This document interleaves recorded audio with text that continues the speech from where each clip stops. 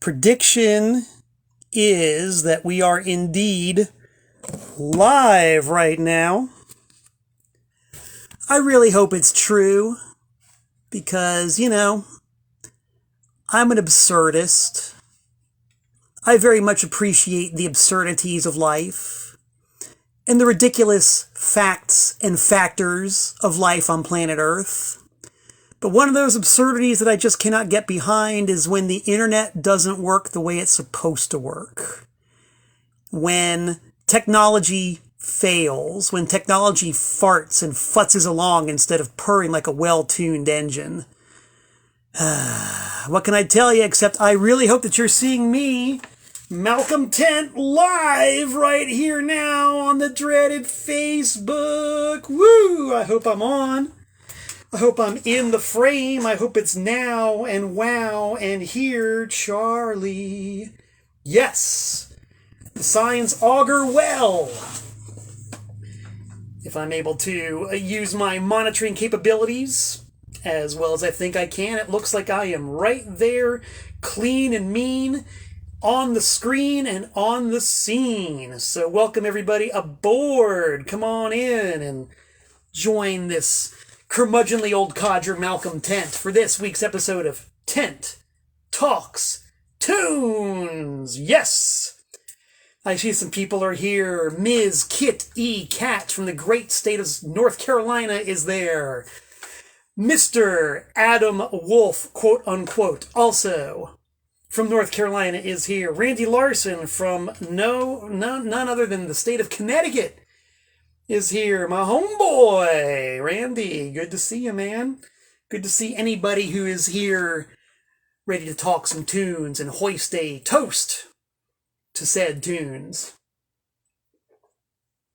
Hello, Pear from Sweden. Good to see that you are indeed alive and well and representing the fine Scandinavian countries.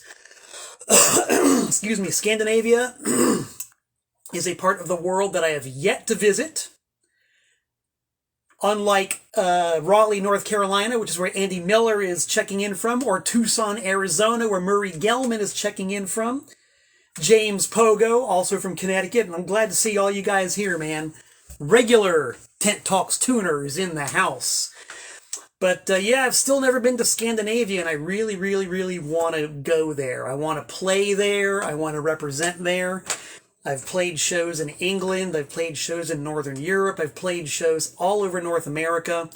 I really want to go to Scandinavia. So book me some shows out there. Book me a tour, and I will go there and I will play with my solo acoustic guitar. I'm very, very entertaining, as you probably already know. Let's reach on over here and adjust our monitor so I can see what's going on. If people are watching this on YouTube, which I certainly do hope some of you are, most of this probably doesn't make any sense to you, but if you're watching it live on Facebook, you know this makes perfect sense. It's me, it's you, we're talking, we're chitting, we're chatting, we're having conversations. We're going to have a lot of opinions flowing over the next hour or so. So if you're watching on YouTube after the fact, that's perfectly fine. I'm glad you're doing that. It's very nice to have a YouTube presence.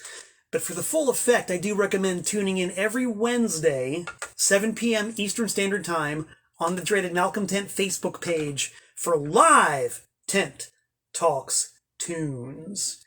So you can be here from me live as I do things like check the mail, check the calendar, check the bulletin board. Just check. It's like the beginning of a gig. Check. We're checking stuff. You know what I mean, Neil? Neil, are you still in Buffalo, New York? Let me know. Buffalo is another fine city I've been to, and I've played some wacky shows in Buffalo. That's where I met Neil for the first time. And, let's see. Marvin Haywood is here. Stephen Cole. Eric. Hello, Eric. Eric says, quote, I'm interested in purchasing some Clash albums. Eric, you're speaking my language. That's kind of the beauty of this whole thing. I make my living by buying and selling records, and that's great fun, and I enjoy it a lot. It's the best way to make a living that I can possibly think of besides rocking and rolling, and I do both, of course. Buying and selling records? Yeah. I love talking about them, and I love liquidating them. So everybody is happy right now. Ray Gelman from Tucson, Arizona. Are you happy, Ray? Let me know. Let me know. Joey wants to know if I ever got to jam the... I have not yet. It's in the play pile. It's going to happen. It is definitely going to happen. Promesa. I'm a man of very many things to listen to, and I get to all of them. I always get to every single one of them. Might take some time, but it does happen. So that would be a very good lead-in to check the mailbox. I did get one object in the mail this week, which makes me extremely happy. My mailing address is posted here for your convenience. Malcolm Tent, P.O. Box 3626, Newtown, Connecticut 06470. I love getting stuff in the mail, and I love sending things in the mail in reciprocation. You guys can't see, but I've got my work desk, which is where the telephone sits. And to my right, I've got a big pile of swag of things that I like to send out to people who send me things. I got stickers, I got records, I got buttons and flyers. I got all kinds of stuff. So if you send me something in the mail at P.O. Box 3626, Newtown, Connecticut 06470, I'll put a little care package together and send it to you. It's an awful lot of fun. Now, this one thing I did get in the mail over the past week is something I actually mail ordered.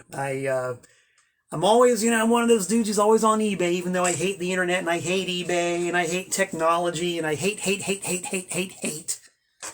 Nothing but hate, kids.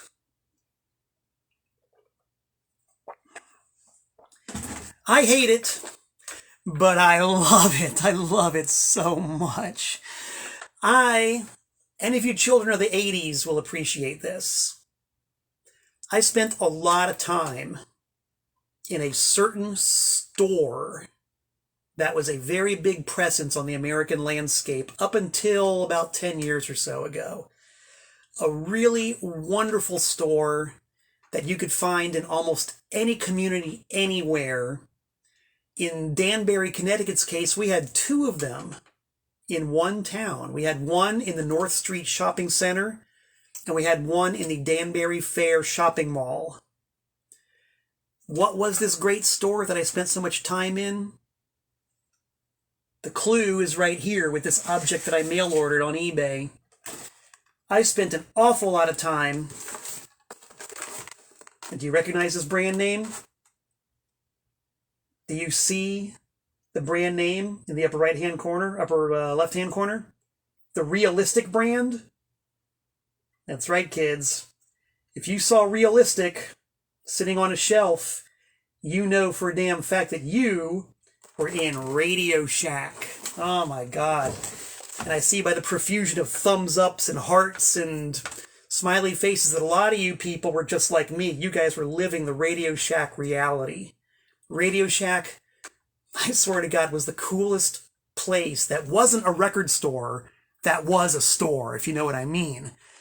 I mean, God, I would just go into a Radio Shack and I could stare at the RCA cables and the Y splitters and the little diodes and transistors and the build yourself a radio kits, and I mean, just so cool. And when I started taping bands with the MT Field Unit back in 1988, I of course went to Radio Shack directly to put together my kit, which involved Radio Shack highball microphones, Radio Shack connector cords, and one of the key ingredients to the whole thing, the Radio Shack 4-channel mixer. And in my day, I've burned through many of these. These things, even though they take a licking, can only take so much and keep on ticking. But check this out, man. Original in the box. I take it out. This particular one still has the original, if I can get it out, styrofoam packaging. And look at that, it's in beautiful condition, and it works. You turn it on, you press the button for the battery indicator. The little LED light goes on in the front, and you can see by the red light, which is I get such joy at seeing that red light go on. It means that the 9-volt battery is alive, and I can plug my microphones into the mixer using the patch bay. I can adjust the levels individually with the sliders, and I can run a line out into my home cassette deck and actually balance 4 microphones into 2 channels of a stereo recorder. That, my friends, is cool. A big toast to the wonderful, wonderful shopping experience that used to be Radio Shack.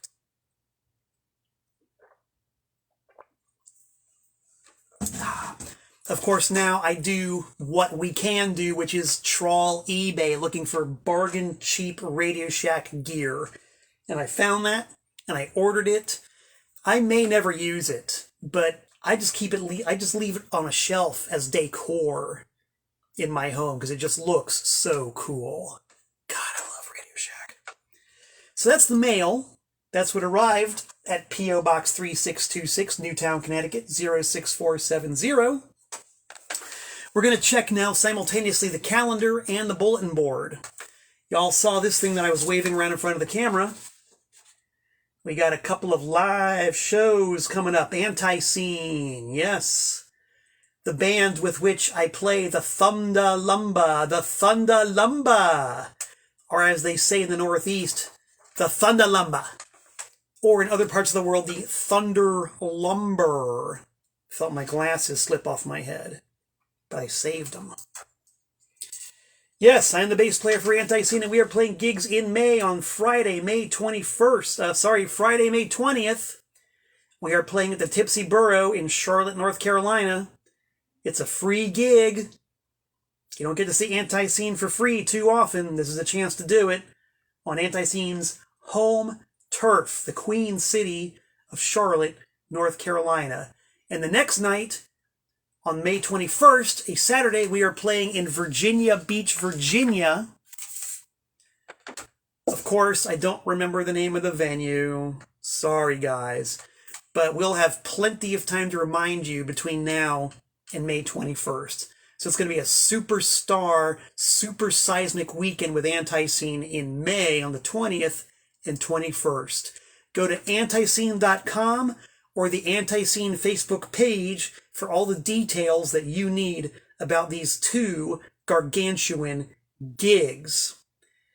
And a big shout out to my 6th grade teacher, Mr. Nelson, who always pointed at us with his middle finger, which meant that he meant business. Another toast of whatever tap water you're drinking to Mr. Nelson. All right, kids. That brings us up to date. Let's get down to brass tacks. Oh, big shout out to Shannon F. Shannon F says that he worked at Radio Shack when he was in college. Best job he ever had. Shannon F, was that in Marion, Virginia? Did they have a Radio Shack in Marion, Virginia? Please let us know. And while we're at it, has anybody in the world who's watching right now besides myself and besides Shannon F ever been to Marion, Virginia? Please let us know.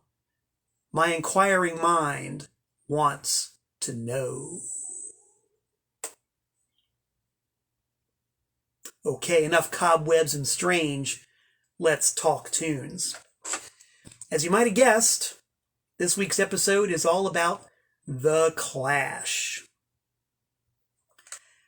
And this was triggered by a post I saw, I think on Instagram somewhere. Some punk rock group posted a photo of how somebody found the site where the cover photo for the first Clash album was taken. And they constructed a giant frame. If you guys have seen the first Clash album, you know what I'm talking about. The giant frame of the outline of the first Clash album with the Clash logo and a big empty space in the middle. So you can climb through this frame and stand in the exact same spot where the first album cover photo was taken. Thought that was pretty cool. So that just made me pinch my nose and dive deep into the Clash catalog. And I gotta tell you, folks, I'm a collector, but I'm also a seller. I'm a wheeler dealer. I got a lot of damn Clash records. And the overwhelming majority of them these days is for sale. So we're going to talk about some of these records and the stories behind them. And if any of you guys are in the mood to buy some of them, you'll have the chance. At least most of them. There's a couple in here that are in the personal collection that aren't going to be sold. But the overwhelming majority of what you're about to see is on the market block.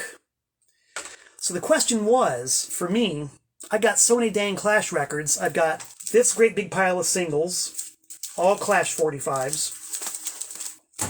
I've also got this great big pile of Clash albums, all Clash albums. So I've learned through hard-won experience that there's no way I'm going to get to talk about all of these in one show. I always think I will be able to, but I'm never able to. So we're going to start with the LPs today. And we'll probably get through the LPs by the end of today's program. And then maybe next week I'll do all the 45s. And that way, nobody gets burnt out. We get to cover all the bases. Everybody happy. So, for me, the Clash story begins, as so many things have begun for me musically, with Cream magazine. And I've extolled the virtues of Cream magazine many times here on Tent Talks Tunes.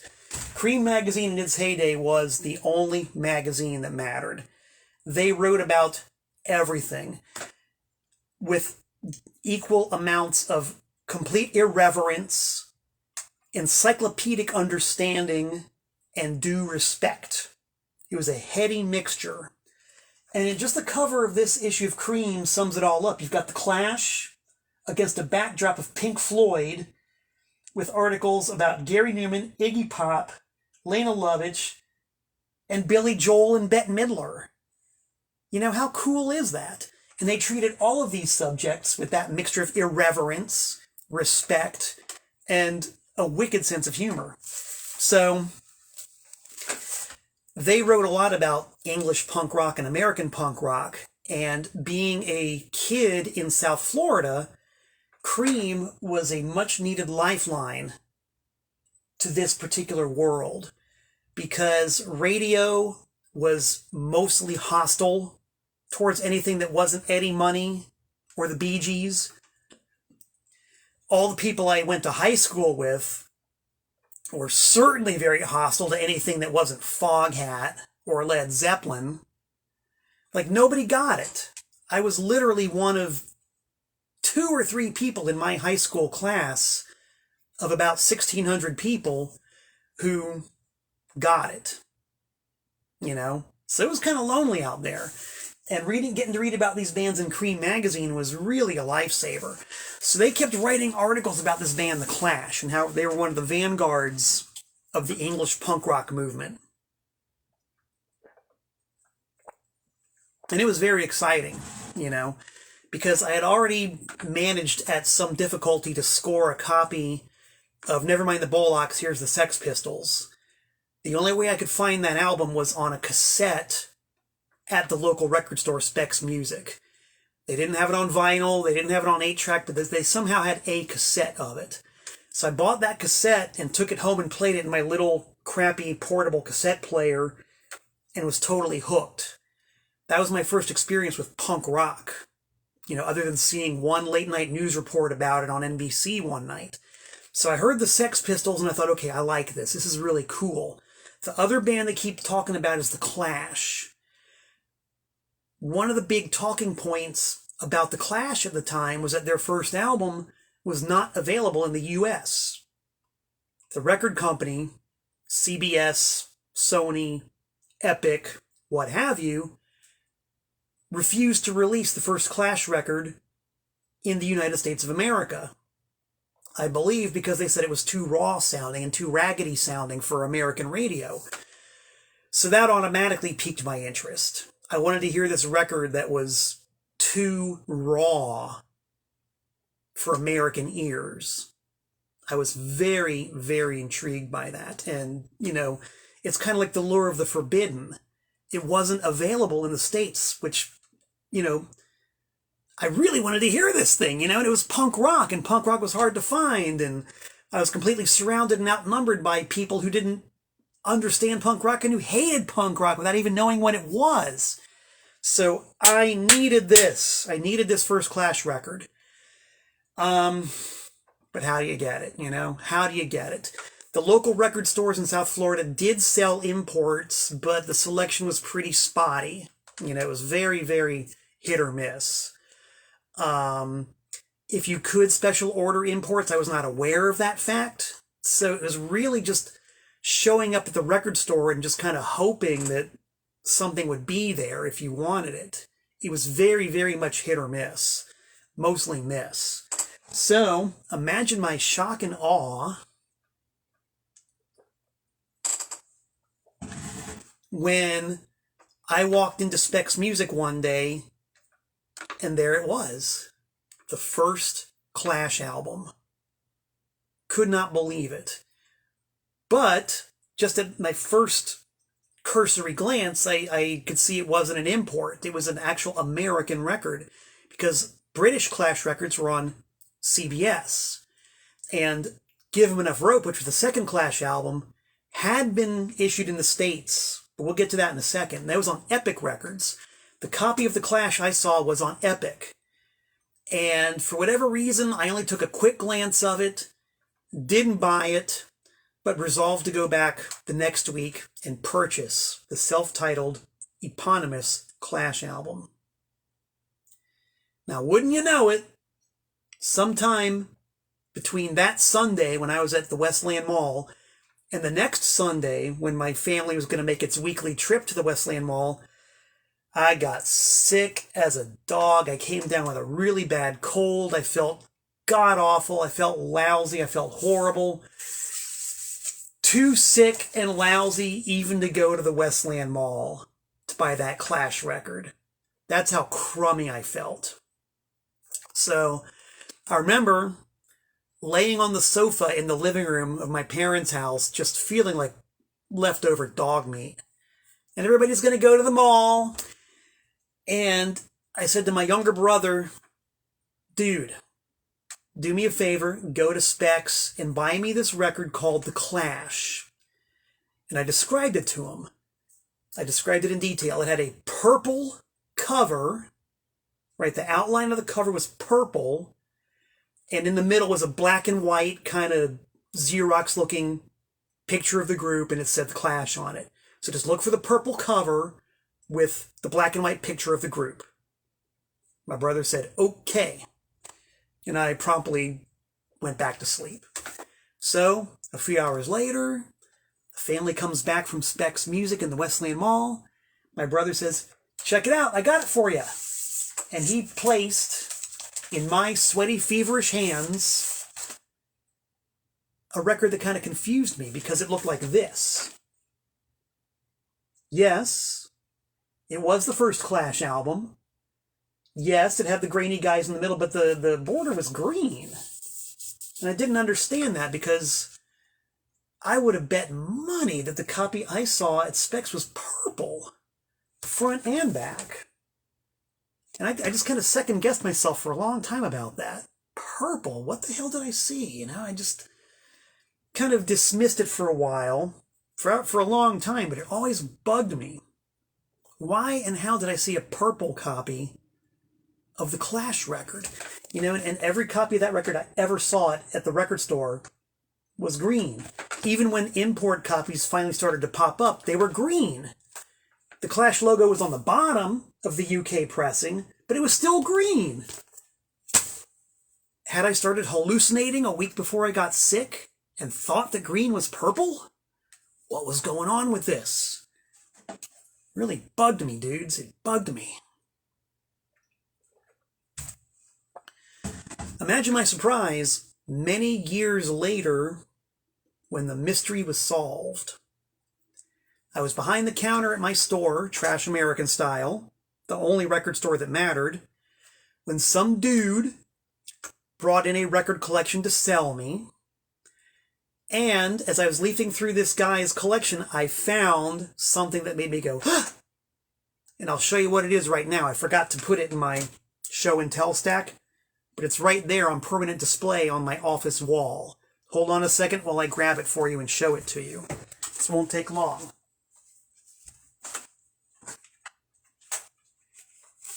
Imagine my surprise when I leafed through this guy's record collection, and sure enough, there it was. The purple covered Clash album. What a joy to know that I hadn't been hallucinating all this time. That I wasn't completely nuts. That I wasn't suffering some kind of weird dysesthesia. Purple on the front, purple on the back. First Clash album. So exactly what is it that I had seen? Well, a close read of the liner notes reveals that what I saw was the Canadian pressing. Check it out. The Canadian pressing of the first Clash album made it to the shops a full week before the American pressing hit the shops. I thought that was pretty cool. I know that we have some Canadian residents out there, Mike Lesser being one of them. Mike, have you come across Canadian copies of the first Clash album with a purple cover? If so, please let us know. Is anybody else? I'm really curious. Besides that one copy that I saw at Specs Music in 1979 or whatever it was, this is the only Canadian copy of this record I've ever seen. And Mike from Vancouver says he's never seen one either. So that's pretty intriguing. It's really neat because the Canadian pressing, like the US pressing, comes with the bonus 7-inch, the bonus white label 7-inch, and first pressings had a picture sleeve. Later pressings did not have a picture sleeve of the US or the Canadian pressing. So I was very, very happy. I had to actually buy this Canadian white label Promo 45 years later at a record shop, so I could finally have my complete set of the Canadian purple cover. So that was my first experience with Clash and their first album. My cherished copy of the green cover resides with me to this day, and I've played it over and over and over again. It took me a long time to get used to this record, because as mentioned before, my first experience with punk rock was Nevermind the Bollocks. Here's the Sex Pistols. And Nevermind the Bollocks, I know you guys out there have heard it. Nevermind the Bollocks sounds huge. There's probably, who even knows how many tracks of guitar on there, and big booming drums and bombastic production. I mean, Nevermind the Bollocks sounds gigantic. It's a veritable guitar symphony. Whereas the Clash is very stripped down. The production on this record is about as minimal as you can possibly get. And listening to it, you can kind of see why Columbia Records was reluctant to release it in the States, because it's not very easy on the ears. You know, everything is there. You can hear guitar, bass, drums, vocals, and there are some production tricks, but they're very, very minimal. And even on the US version, which is a hybrid, it's got most of the first UK album, plus a bunch of tracks off of singles that were released in the UK.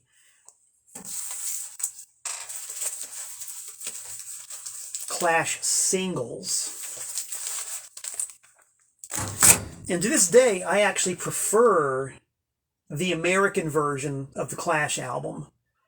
It's got more songs, I think a better variety of music on it, and it's the first one that I ever got. Bonus single with Gates of the West and Groovy Times.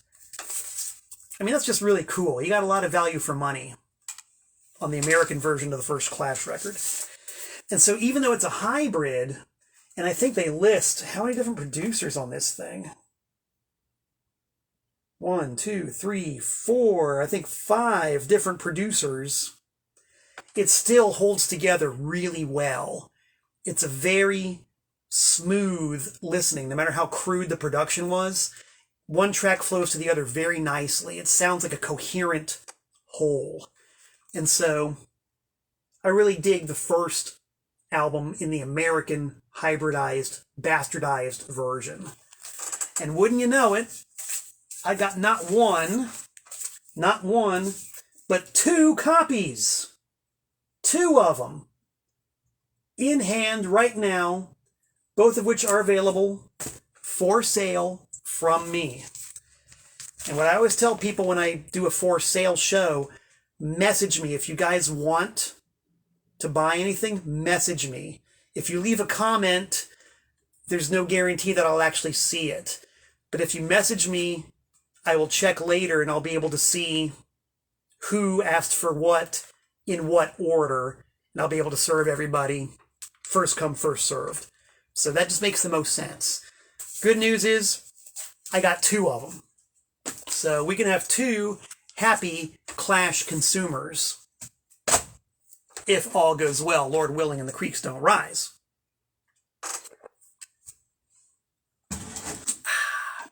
So that brings us to the thorny, weird, tricky question of the second Clash album, which, as I'm sure everybody knows, was Give 'Em Enough Rope. Second UK album, but first to come out in the US. And it was recorded with the caveat that the Clash get a slick American producer who could possibly get them hits and radio play. And I'm going to call a quick timeout here because I see that my monitor has frozen. I'm going to make sure that I'm still going out live and that everybody can still see me and hear me. And that the technology is working. Okay, apparently it is. That's good. Second Clash album was the first to be released in the US, and it was produced by Sandy Pearlman, who is Blue Oyster Cult's producer. Now, if you go into the history of punk rock, you'll see there's a lot of that kind of sophomore jinxing going on. The first Clash album was too raw for American radio, so for the second one, the record company got the Blue Oyster Cult producer to produce it. The second Dead Boys record was too raw, so it had slick production. The second Damned album, they got the drummer from Pink Floyd to produce it in an effort to try to get a hit. So this was definitely, sort of par for the course when it came to punk rock not being a hit the first time, and then, well, maybe the second time if we polish it up a little bit. So this one is definitely a bone of contention. I know people who really, really like Give 'Em Enough Rope. I know people who say that Give 'Em Enough Rope is their favorite Clash album. Personally, I got nothing against it. I think the production is just fine. I think it's loud and brash and proud. It's like Nevermind the Bollocks. It's got layers of guitar. Everything is loud and hard-hitting. And it just sounds big and stereo. I mean, if American radio was going to play punk rock, which they weren't anyway, no matter what, it would have been a record that sounds like this. They totally could have done it. My quibble with this record, and this is just... Wow, that was so punk rock, it's ridiculous. Let's see, will the whole backdrop fall down? Maybe not. We'll just leave that there, because that's a punk rock thing to do. Knock it down and start over.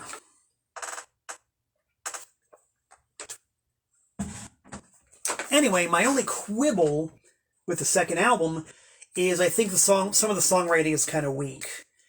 And I'm not going to get into a track-by-track analysis, but I think that about half the songs on it are really good, and about half of them are so-so. So that's just the way I look at it. When it comes to listening to Clash records, this is usually the last one I go to, just because for me it doesn't have as many hit singles. But it's got the best cover, probably of any Clash record. And this particular cover is really cool because this is the bona fide first pressing US of Give 'Em Enough Rope that has the generic in-house CBS typeface for the title. The original UK version has a very thin, kind of hard to read, Oriental style script, or script I should say. The modern day pressings have a more bold Oriental style logo. But the first pressing had the very user-friendly in-house CBS graphic logo. And this copy is cool because not only does it have that logo, which was never used again to my knowledge, but if you can see on the back, it's got the promo timing strip. Yes, kids, this is a genuine white label promo. One of the copies that was sent out to radio stations in 1978 in a vain attempt to get radio play. So this very copy of the record most likely went out to some radio station somewhere and got chucked in the dumpster almost immediately, which happened an awful lot, or ended up at a record show.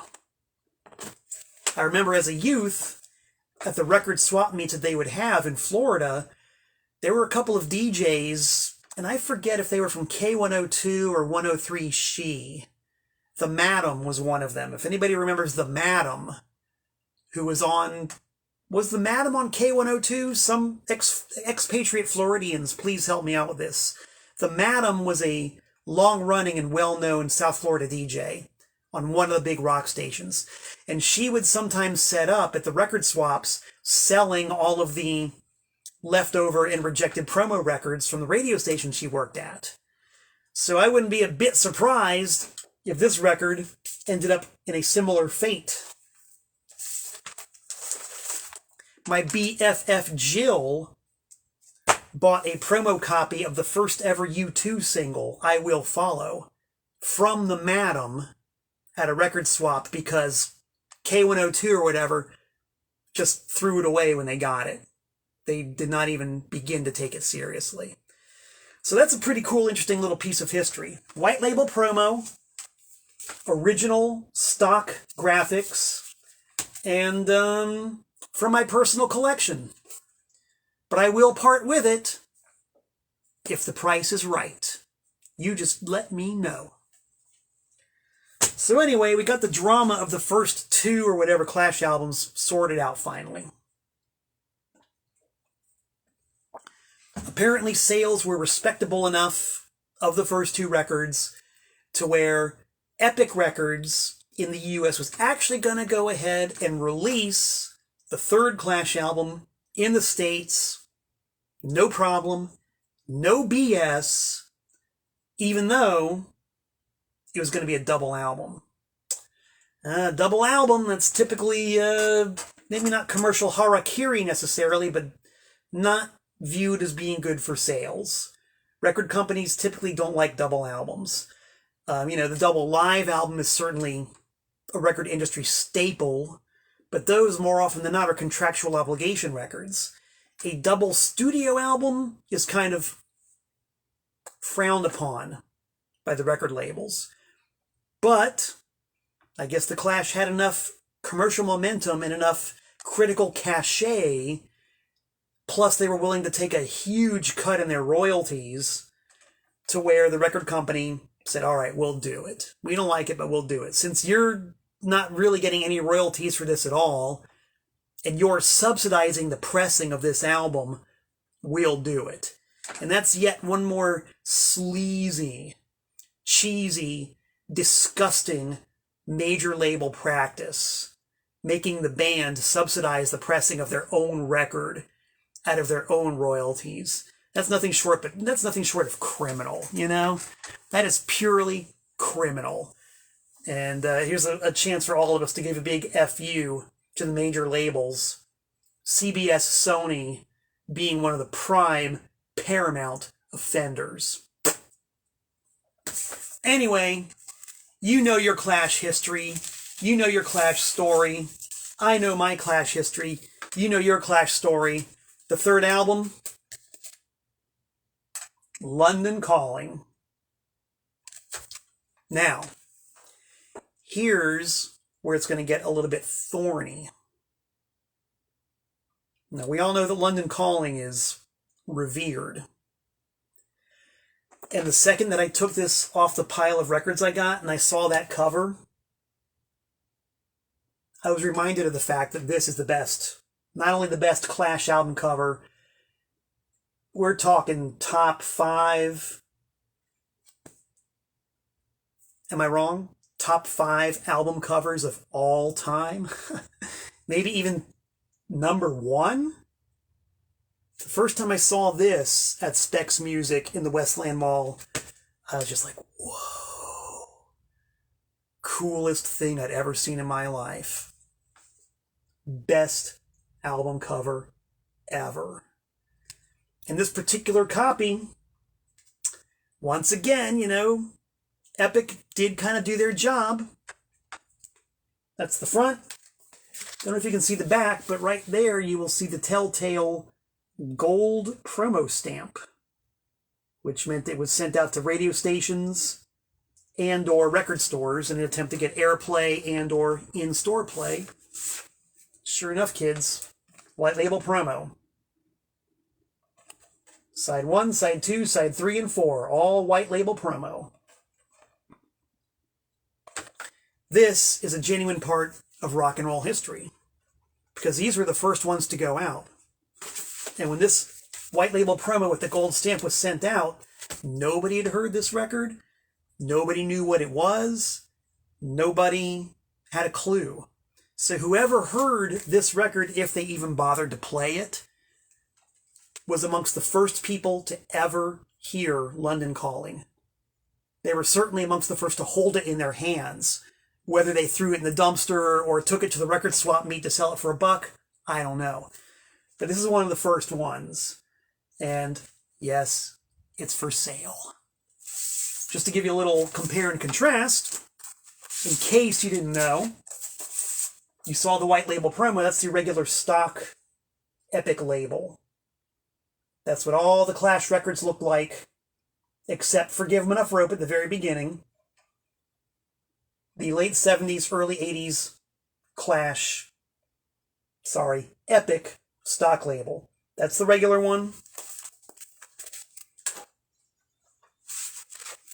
That's the white label. So in case you were wondering, now you know. 2 different things. The white label actually had a distinct purpose.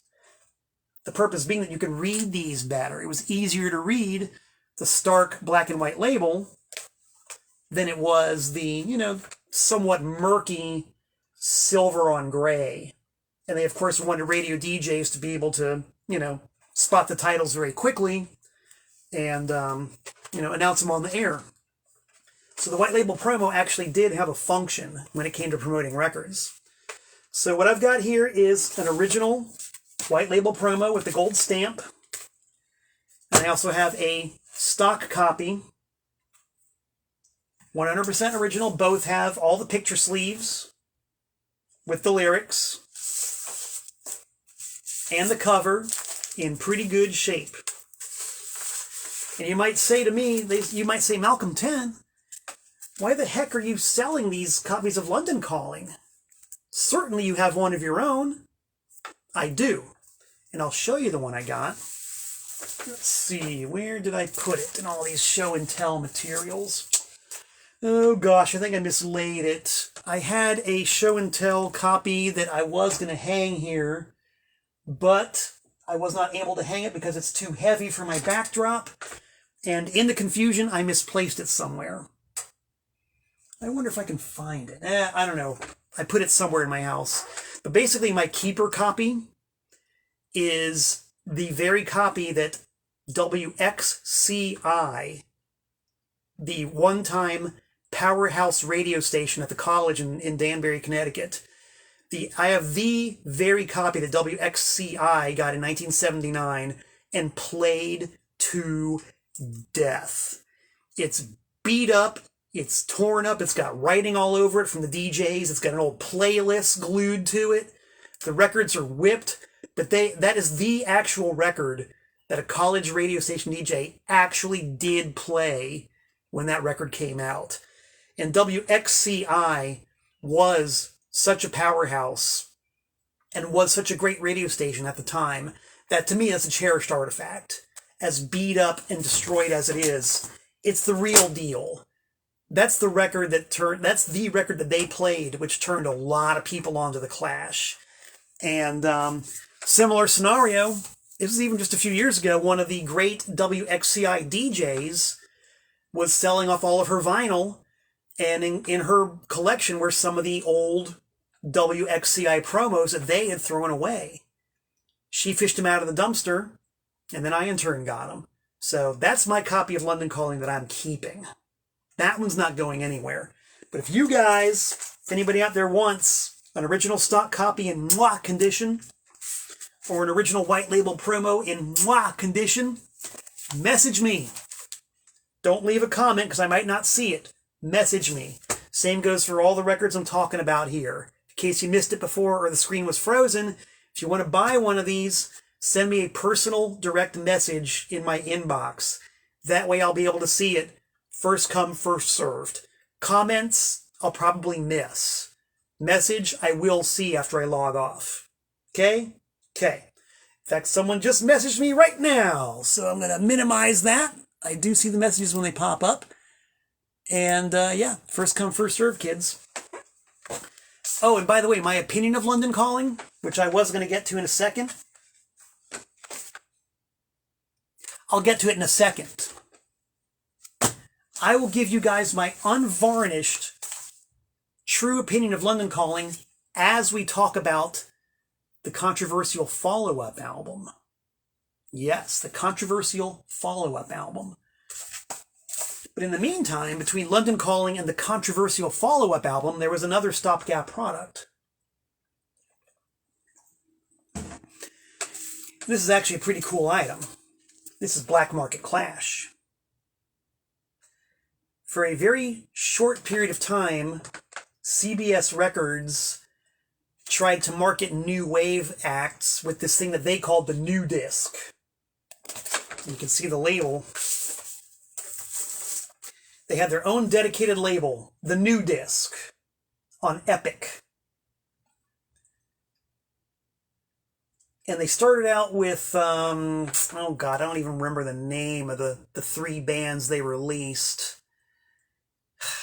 10-inch records on the so-called new disc, and they were just like real generic new wave. So generic that I don't even remember the names of the bands, and they didn't sell. They didn't sell for jack.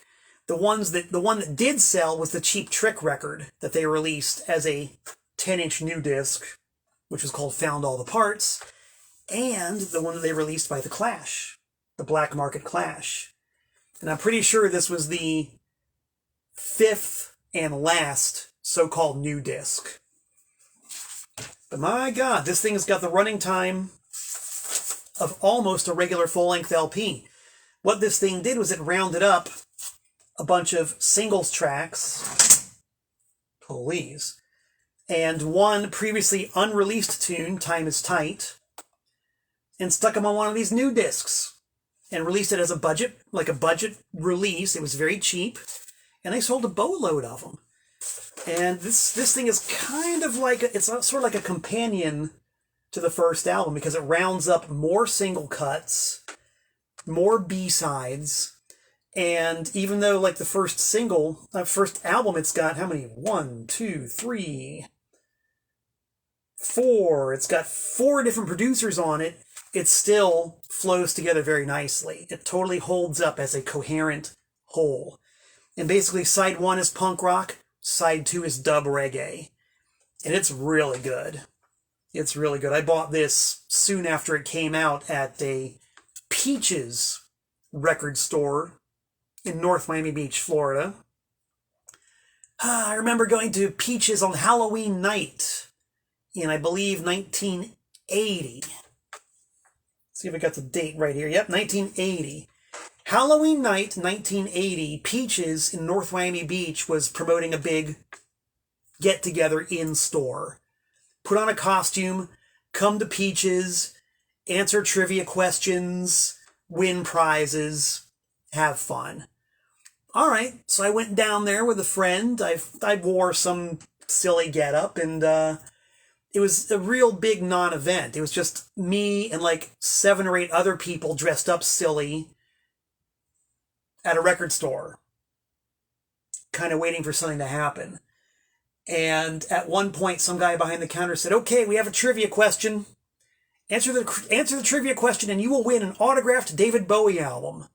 I said, "Yeah, trivia question, autographed David Bowie? You're playing my game." So we all rushed up to the front counter. The guy asked the trivia question. I forget what it was, but I got it right. I got the question right, and I won the contest. And the guy said, "Okay, come back in whenever. We'll give you a call, and come get your autographed David Bowie record." I was like, yeah. Obviously, the call never came through. And so my father drove me over to Peaches so I could make inquiries to say, well, what happened to my autographed David Bowie record? And so I asked some schlub behind the counter, and they said, we never got it. Yeah, right. If he might have been telling the truth, maybe they never did get it, or maybe more likely they got it and somebody just kept it for themselves. What do you want from a major corporate chain record store anyway? To expect anything noble or good from someone like that. Hopelessly naive on my part. But they did have Black Market Clash, and so even though I should have shoplifted the damn thing, I bought it. Whatever. And James Pogo, I can squint over there, and James Pogo points out correctly that yes, there was a Gary Glitter 10-inch as a new disc. So that's the story behind this one. Not this exact copy, but I bought it after I had been scammed by the Peaches on 167th Street in North Miami Beach. This is another gold stamp promo.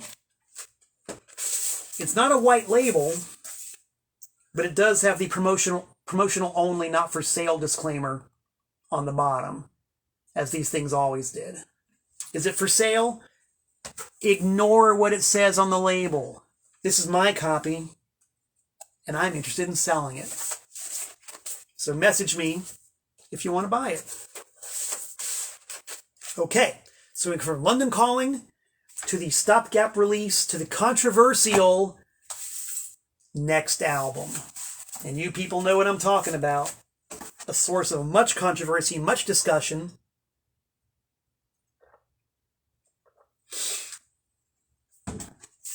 An album that was not this. This was not necessarily it. This is a white jacket cover with the demonstration disclaimer in the corner, on the front, and on the back. And I first saw one of these at a record swap. A guy named Michael Dean had a table there, and he was from a record store called Yardbird Records. Yardbird.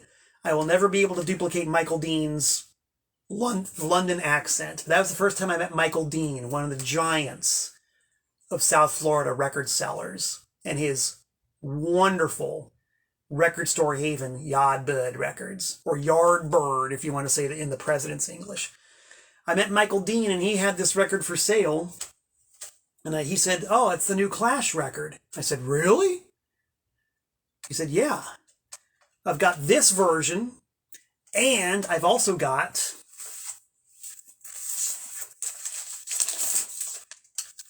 the regular version." He had them both. And I said, "Wow, this is really interesting. Wait, there's two? What is this? Wait, what's going on here? What is this? First, what is this?" This, in the white jacket, with the telltale white label, is a record called Sandinista Now. Single album, 12 songs. And Michael said, yes, that's the advanced promo of it. The actual commercial version is this monster. 36 songs. count them, 36 spread out over not one, not two, but 3 albums. A triple LP. And he said they were both for sale. Same price for each. You can either get the condensed version as a white label, or you can get the full-blown version on the standard Epic label. And I thought, well, for the same price, I might as well go for the whole shebang. And so I bought the triple album of Sandinista. I don't know if memory serves me correctly, but I think it was $10. I want to say it was $10. Very excitedly went home and made a very big mistake. Perhaps a mistake that some of you made. I went home, found side 1, put it on the record player, dropped the needle, and then proceeded to try to listen to the whole album from side 1 to side 6. And I remember very distinctly falling asleep somewhere in the middle of maybe side 5. I dropped the needle on side 5 and I dozed off. And I woke up to the record just spinning around in silence. That was a mistake. That was a mistake. And it took me a very long time to wrap my head around exactly why that was a mistake. The answer was sort of provided in an interview with Joe Strummer sometime afterward. He said, it's not meant to be listened to in one setting. Listen to it in pieces. Play it one side at a time. Play it one record at a time. Don't play the whole thing. Absorb it in chunks. I said, Joe Strummer, wise man, wise man. So from there on, that's how I did it. If I was ever in the mood to dip into Sandinista, I would just grab a disc and plop it on. I would usually grab a disc at random and just put it on and see what I found. And by doing that, I was able to discover a lot of really, really good music that I would not have otherwise discovered. I would have just glossed over it. This album is a treasure trove of different styles, of different productions, of different musical types. I mean, there's so much to sink your teeth into on this album. It's ridiculous. And here's where I'm going to make my big, bold statement about how this album compares to London Calling, and also to any other record in the Clash catalog. Now, I've gone through this album and played every single track on it, and on my personal copy, I've taken notes. I've ticked off the songs that I really, really like the best. In my opinion, if you were to take the 12 best songs on Sandinista, you would have the best album in the entire Clash catalog. You could get 12 songs off of this album in one disc that would blow away every other Clash record ever released. That's bold statement number 1.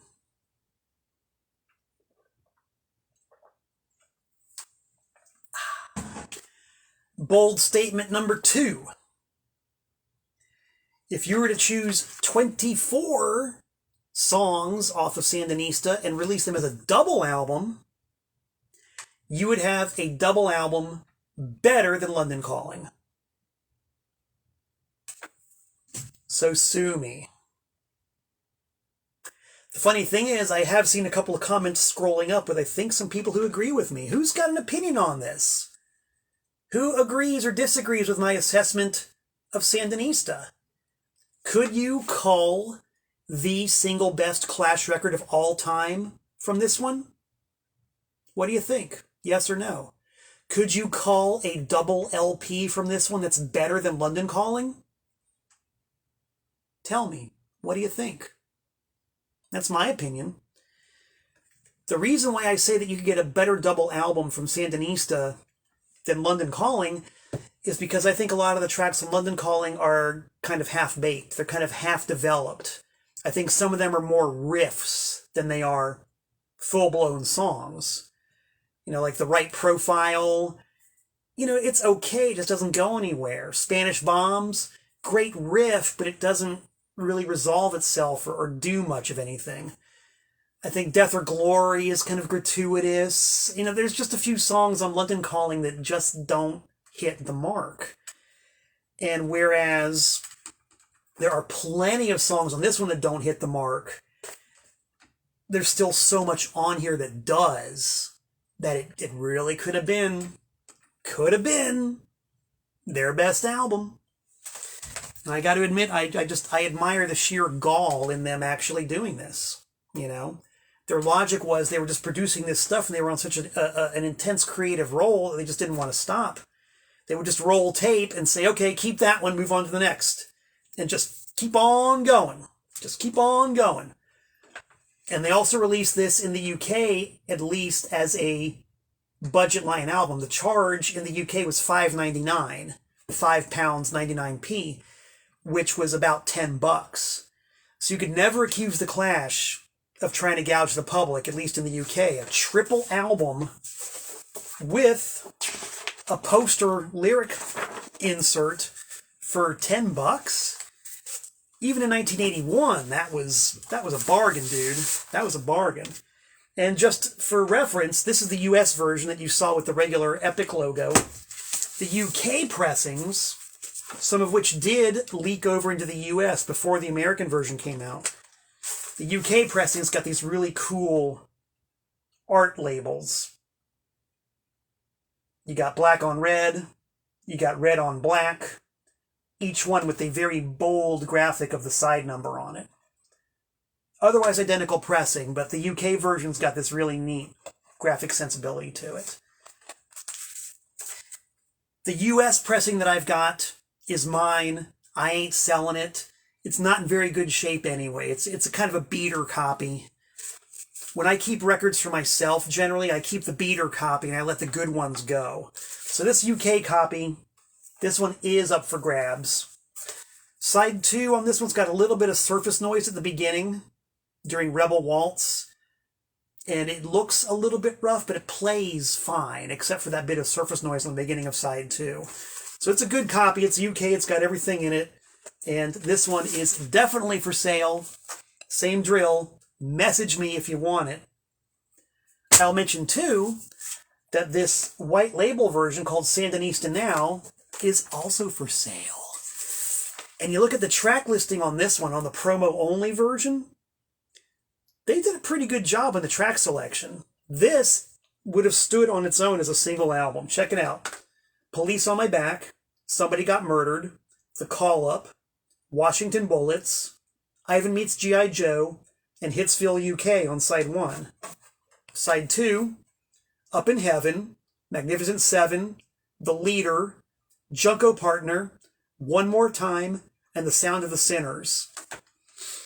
You know, that's not exactly the 12 songs I would have chosen, but if they'd released this as an album on its own, no one would argue with it. This in itself is a damn good album. Never commercially released. You can buy mine if you want to. Message me. Just message me. Which leads us to the next Clash album, the one from whence they made all the money. The one in which they just totally went for broke. Oh, I'm forgetting one. There's a mysterious, lost Clash album that came out after Sandinista. And nobody knows about it. Or at least very few people know about it.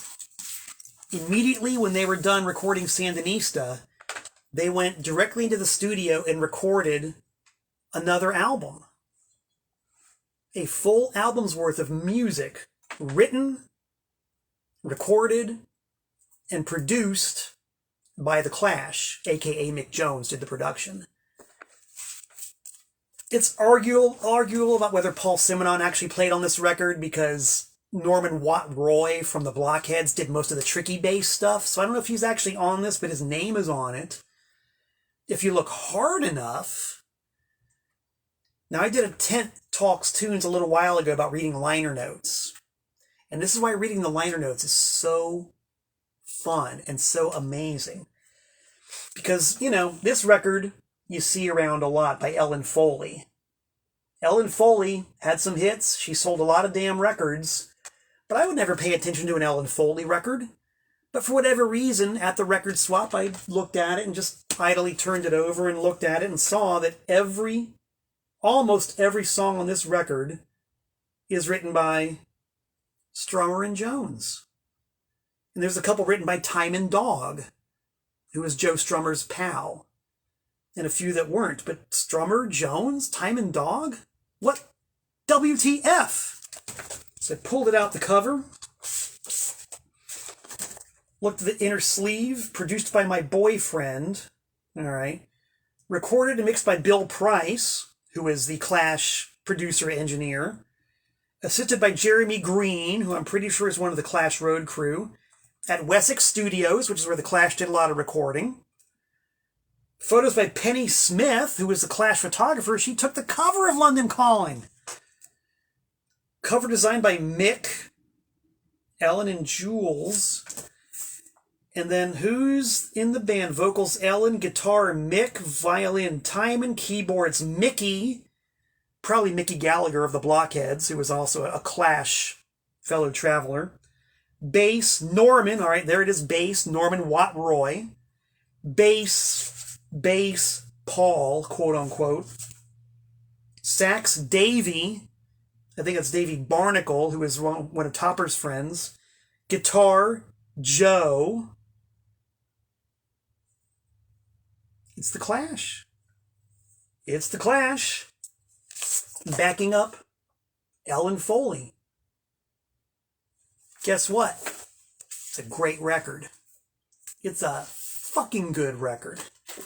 Fascinating to me, really fascinating to me, because this shows what the Clash could do when they weren't strictured by having to be the Clash.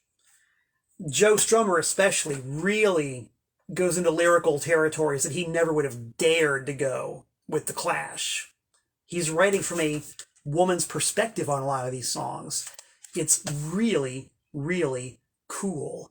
And musically, I think there's stuff that is every bit as good as anything the Clash ever did on this record. So if you never knew about this one, now you do. I actually have not one, not two, but 3 for sale. So any of you 3 people out there who want a real, perhaps unexpected listening treat, message me. I genuinely love this record, and I recommend it. Go look it up if you don't want to just take my word for it. Give it a listen on YouTube or whatever. I'm sure it's out there. Super cool. And just keep in mind when you're listening, it's the Clash. Pretty neat. One of a few projects they did like that, but I think absolutely far and away the best. So we got the mysterious Lost Clash record, which leads us to the next one, the one that was the great big hit album, and I have a hard time believing that Combat Rock was the huge hit that it was. You know why I can't believe it was such a huge hit? Because it's so good. Because it is so damn good. The Clash, in my opinion, actually invented an entirely new form of music on Combat Rock. And by the way, James Pogo pointed out it's Davy Payne from the Blockheads. Sorry, I got Davy Payne confused with Gary Barnacle. Yes, Davy Payne from the Blockheads. This record is sheer genius. They fused every type of music that they had been toying with in the past. They fused it all into one seamless new kind of music. You've never heard a record that sounds like Combat Rock. I never have. It's utterly unique. And this one for me is kind of like Synchronicity by the Police. I can't believe that Synchronicity as weird and genuinely cutting edge and avant-garde as it is, sold as many as it did. I mean, yeah, you got the obvious hit singles on it, but you can be sure that all the Joe and Josephine normals out there didn't know what to make of side one of Synchronicity. Just as all the Bob and Roberto squareheads out there would never have known what to make of a song like Sean Flynn or Death is a Star or Red Angel Dragnet or Straight to Hell.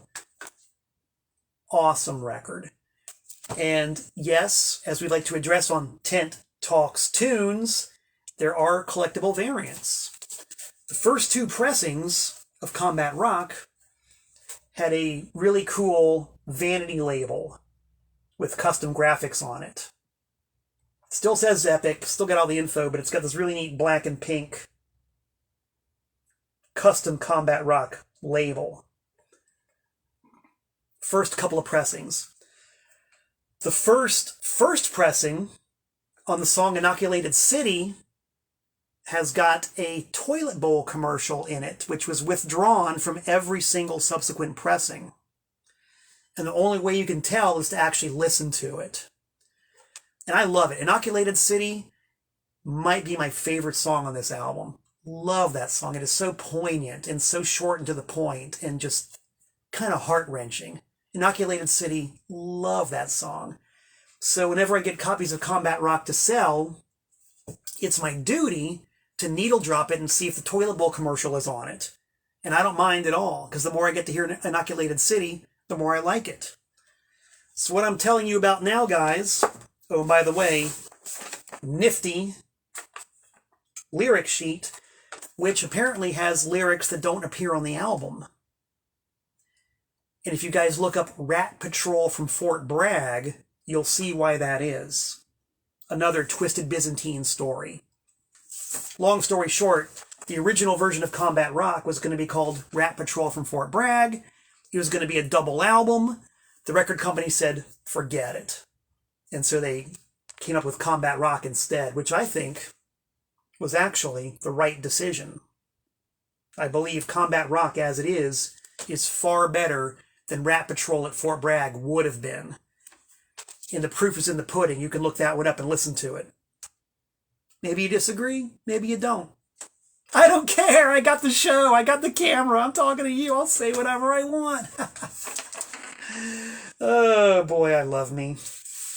Anyway, so what I am offering for you guys now, besides a great story and history behind Combat Rock, I've got one version with the commercial and the original labels. I've got two versions that don't have the commercial and do have the custom label. Later pressings have the regular Epic label that I've shown you a few times, and there's a lot more of them than there are of these. So we got 1, 2, maybe 3 potential winners there. If you want to buy it, message me, and I will take a look at your request. Picture inner sleeve, baby. And yeah, they're in great shape. Great shape.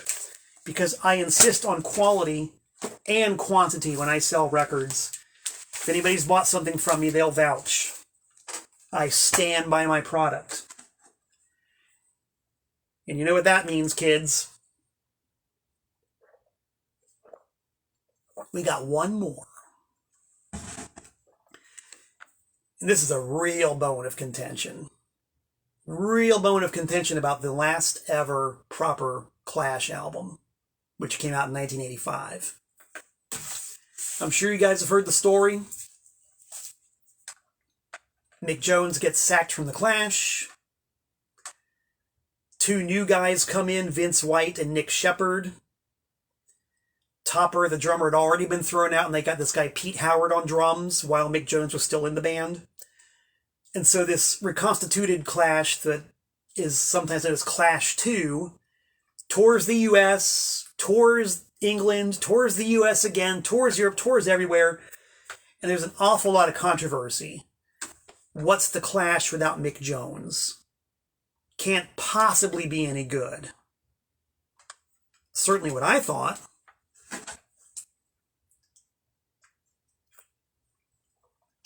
in spite of those misgivings, when the Clash Mach 2, came to Fort Lauderdale to play a show at the Sunrise Music Theater, I bought a ticket and I went, because even seeing an ersatz fake Clash is better than no Clash at all. And I might have talked about this before on Tent Talks Tunes. Went to the show, saw it, thought it sucked. I really thought it sucked because the sound was weak, it wasn't powerful, the band was all dressed in these really contrived, like 80s punk rock clothes. Joe looked dumb in this big white suit he was wearing. At one point, there was 3 guys, including Joe Strummer, playing guitar on stage. You couldn't hear any of them. All the musicians were just like posing real hard and strutting real hard and, throwing shapes, as they say in England, and just, you could tell they were trying so hard. They were really trying. Whereas the original Clash was effortless. All they had to do was stand there and they looked so cool. But this new Clash was just like, they were, I'll use the word again, they were posing. They were posing so hard. It looked silly. It looked ridiculous. And the sound in the venue was so second rate. I was just like, you gotta be kidding me. This is about as bad as I thought it was gonna be. Fast forward about a year, and the Clash record finally comes out, entitled Cut the Crap, with a picture of the new guys on the back. And the songwriting credits, let's see, written by Strummer and Rhodes. Okay, well, that explained everything about why Mick Jones was thrown out of the band. When I saw that, I mean, the game was given away. Whatever, all new songs. I gave it a listen, and it was shite. It was shite. Pete Howard, the drummer, is not even on it. It's all drum machines. And there are guitars on it, but they're buried into this like cacophonous, clattering, clamoring, clanging mess of a mix. It's a mess, period. And even today, in preparation for this show, I tried to listen to this record again. I tried to. I really did. With an open ear, with an analytical mind.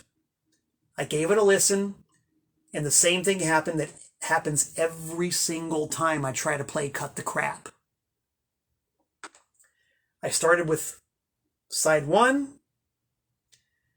I made it all the way through side 1 and thought, well, okay, that is what it is.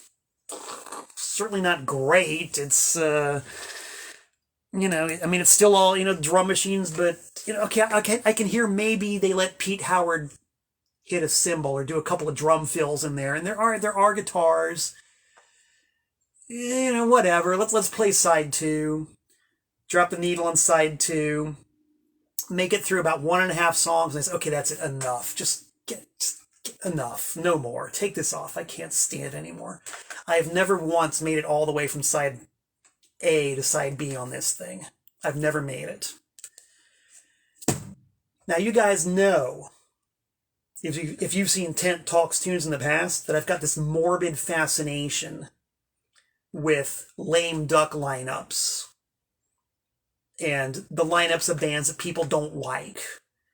I'm just really intrigued by that kind of stuff. I also obsessively record every show I go to, and there are some shows that I was not able to record. One of them was the Clash at Fort Lauderdale.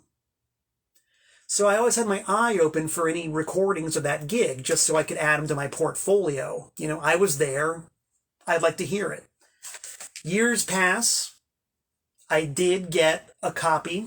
Actually, here it is on CD, The Clash, live at Sunrise Music Theater in Fort Lauderdale. March 31st, 1984. And I was like, well, I got it. Might as well listen to it.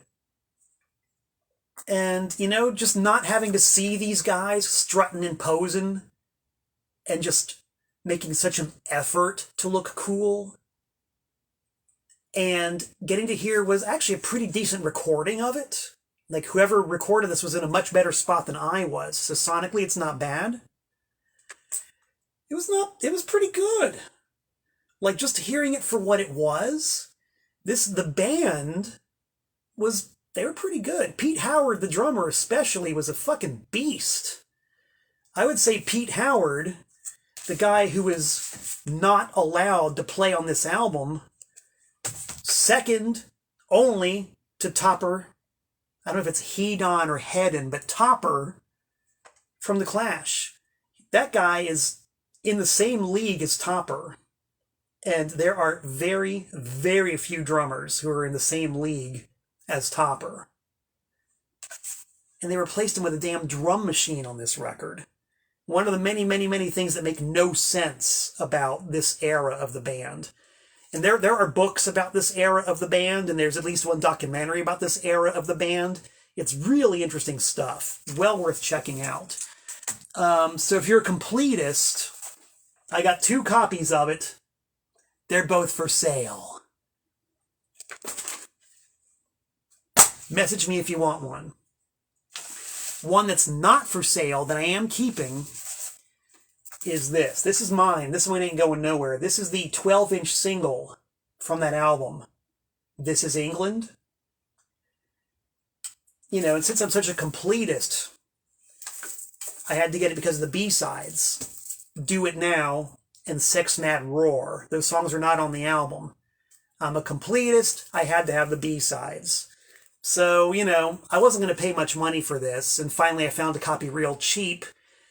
And just for giggles, I played the B-sides, and nail me to the cross, but it was actually the full band playing the songs the way they played them live. Who would have believed it? The 5 guys that are pictured on the back of this album, but who aren't on it, actually are on the B-side of this single. And I'm here to tell you right now, kids, if that band had been allowed into the studio to cut the songs on that stupid record, that would have been a damn good record. If these guys had actually been allowed by management to record these songs, and maybe it didn't have such a stupid album title, this would have been a good record. It would have been a worthy addition to the Clash catalog. And so because of that, I started tracking down any live recording I possibly could from those years, and I stitched together myself a version of that album, but with all the live renditions of those songs played by the actual band. It's pretty good. I think the weakest spot and the weakest part of it is actually Joe Strummer's vocals and his vocal melodies, because he sings basically the exact same vocal melody for every song. He needed Mick Jones to kick his ass and make him do something a little different. He also might have needed maybe Nick Shepard or Vince White to say, Joe, you got to mix it up a little bit, but of course their opinions weren't taken into consideration. So it's another one of those historical misfires. It could have been a really good record. Instead, as one English reviewer said, cut the. Think about it. Anyway, for better or worse, I got 2. They're both for sale. If you're a Clash completist, you need it. I got my own personal copies, so what can I tell you? And what do you know, guys? I've been on here for almost an hour and a damn half. That's a lot of damn talking. I guess maybe next week, if you guys still want to hear about the Clash, we'll dig into the singles. As for right now, I got nothing left. I'm all talked out. So thanks, guys. Thank you so very much for tuning in and talking tunes with me. I do indeed hope to be back in about 167 hours' time. Same bat time, same bat internet. Until we meet again, this is Malcolm Tent saying so long from the Nutmeg State.